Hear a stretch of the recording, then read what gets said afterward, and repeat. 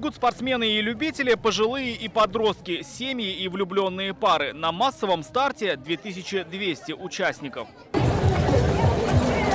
В Казани сегодня снова самое массовое легкоатлетическое мероприятие весны. Ради него в столицу республики участники съехались со всей страны. Вячеслав Родионов, спортсмен из Чебоксар, за плечами 55 марафонов по всему миру. Я еще бегал 10-15 лет назад, то есть сейчас уровень неба и земля. Сейчас, конечно, выше уровень, как в Европе, как в Америке. Вот раньше стартовал, примерно такой же уровень. Чебоксары и Великий Новгород, Тольятти и Москва. И вот марафон уже не столько спортивный, сколько туристический. Ту цель, которую мы вначале себе ставили, сделать это не только спортивным, но и таким социальным и туристическим проектом, оно получилось.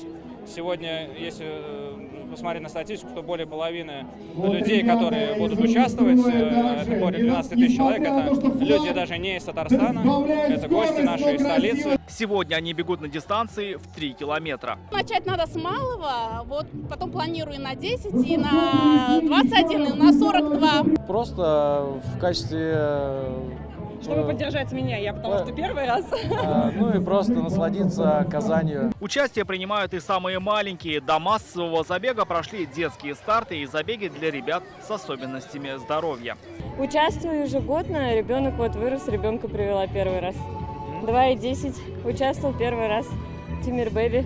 Очень приятно было поучаствовать. Стартовая точка – центральный стадион. Впереди лучшие виды Казани. Благо и погода не подвела. После пасмурных дней сегодня весь день светило солнце.